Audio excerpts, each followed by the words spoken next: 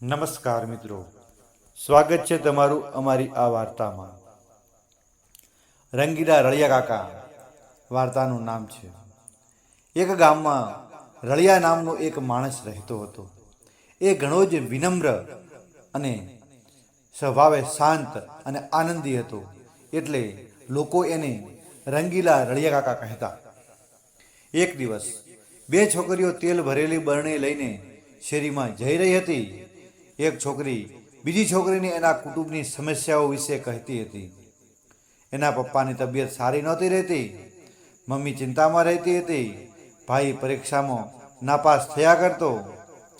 તે એના ઘરની શાંતિ માટે કંઈ પણ કરવા તૈયાર હતી. રળિયા કાકા છોકરીઓની પાછળ જ ચાલતા હતા. એમણે છોકરીઓને સૂચન કર્યું કે હનુમાનજીને તેલ ચડાવી દો. છોકરીઓ રળિયા કાકાનો આદર કરતી હતી, એટલે એમણે રળિયા કાકાની વાત માની. વળી એ દિવસે શનિવાર હતો, એટલે હનુમાનજીનો વાર. છોકરીઓ બધું તેલ હનુમાનજીને ચડાવી દીધું. છોકરીએ ઘેર જઈ ત્યારે એમની માએ એને તેલ માટે પૂછ્યું. જ્યારે માએ શું બન્યું એ જાણ્યું ત્યારે એ ખૂબ ગુસ્સે થઈ ગઈ. એ રાજા પાસે રળિયા કાકા સામે ફરિયાદ કરવા ગઈ. આ બાજુ રળિયા કાકા બૂટ ચંપલની દુકાનમાં બૂટ ખરીદવા ગયા. એમણે જુદી જુદી જાતના બૂટના નામ પૂછ્યા. બૂટની જોડીનું નામ હતું પેરજા. દુકાનદારે નામ કહ્યું કે પેરજા. હિન્દી ભાષામાં પેરજા એટલે પહેરી લે. એટલે રળિયા કાકા તો એ બૂટ પહેરીને ઘરે જવા લાગ્યા. દુકાનદારે પૈસા આપવાનું કહ્યું તો રળિયા કાકા કહે, કેમ ભાઈ, હમણાં જ તો તમે મને કહ્યું કે પહેરજા એટલે કે પહેરી લે. દુકાનદાર ગુસ્સે થઈ ગયો અને રાજાને ફરિયાદ કરવા ગયો. પછી રળિયા કાકા મીઠાઈની દુકાને ગયા. એમણે જુદી જુદી મીઠાઈના નામ પૂછવા લાગ્યા. દુકાનદારે મીઠાઈઓના નામ કહ્યા. એમાં ખાજા પણ હતો. ખાજા નામની મીઠાઈ આપણે નાગપંચમીના તહેવારમાં ખાતા હોઈએ છીએ. દુકાનદારે મીઠાઈનું નામ કહ્યું ખાજા. હિન્દી ભાષામાં ખાજા એટલે ખાઈ લે.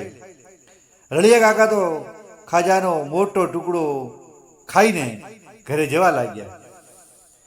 મીઠાઈનો દુકાનદાર પણ રાજાને ફરિયાદ કરવા ગયો. રાજાએ રળિયા કાકાને બોલાવવા એક સિપાહીને મોકલ્યો. રળિયા કાકા સરળ અને સારા માણસ તરીકે જાણીતા હોવાથી સિપાહીને થયું કે રાજાએ એમને કોઈ ઇનામ આપવા માટે બોલાવ્યા હશે. સિપાહીએ રળિયા કાકાને કહ્યું કે તમને જે ઇનામ મળે એમાંથી મને પણ કંઈક આપજો. રળિયા કાકા કહે સિપાહીને ઇનામનો ભાગ આપવાનું વચન આપ્યું. રાજાએ રળિયા કાકાને એમની સામે ફરિયાદો વિશે પૂછ્યું. રળિયા કાકાએ રાજાને આ બધી રમૂજી વાતો કહી. હનુમાનજીને તેલ ચડાવવાની, બૂટ પહેરી લેવાની અને ખાજા ખાઈ જવાની વાતો માણીને રાજા તો ખૂબ હસ્યા. રાજાએ ખુશ થઈને રળિયા કાકાને કોઈ ઇનામ માગવા કહ્યું. રળિયા કાકાએ ઇનામમાં ચાબુકના 100 ફટકા માગ્યા. રાજા તો આ સાંભળીને સ્તબ્ધ થઈ ગયો.